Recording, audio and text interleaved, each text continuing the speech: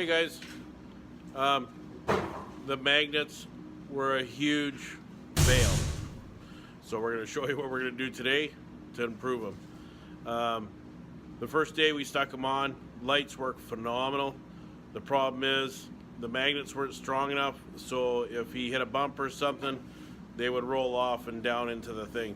And this will also give you a durability test because these things came off 5 or 6 times and the lenses never got broke. The lights still worked. A little bit of the aluminum housing on the back took a beating, but they still keep on ticking.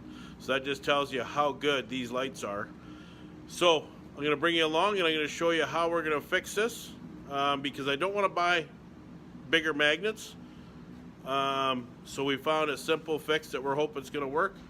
And if it does, I'll bring you along. Well, actually, no. Either way, I'm going to bring you along, whether it's a fail or a pass. And I'll show you that today.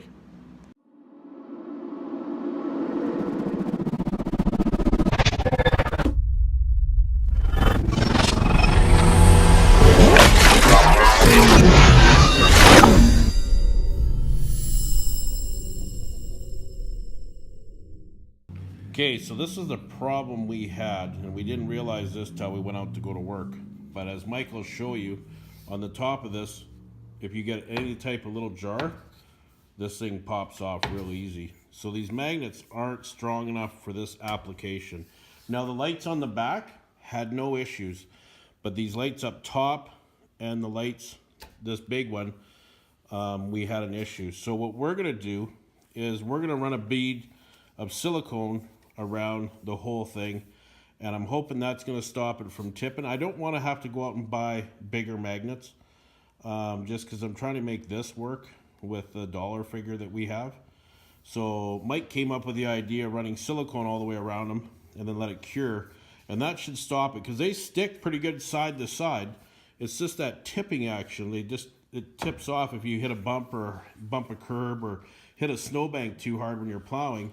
They pop off and then they end up down there somewheres, and then and Mike's getting pissed off. But light-wise, yeah, I bent these already. I kind of took a pair of pliers and fixed them. But light-wise, they work phenomenally.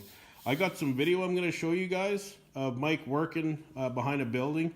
Now, of course, it's not the greatest video, but it will show you just how bright these things are.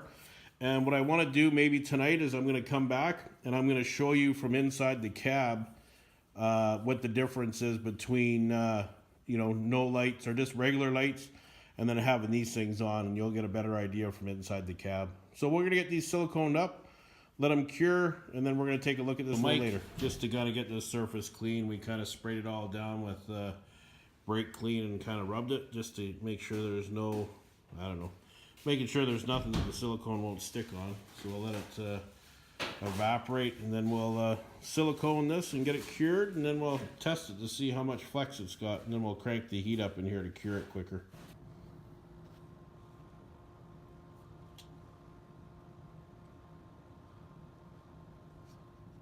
The reason we also silicone the window is because the snow sits up here and then it melts a little bit and then it drips on your knees, and it's something that just drives you crazy. So we thought why we'd silicone that while we had the gun out. Mike's putting a bead around there. So you can see that the white is starting to, this stuff will go clear when it's fully cured. You can see on the ones that we did the bolts, they're all clear, but this stuff's slowly starting to cure. Probably take 24 hours. And then I'm hoping that that'll solve our problem for these things moving. I'll show you some footage here of the Bobcat at nighttime. You can kind of take a look and see how bright these lights are. And I'll come back later and we'll do some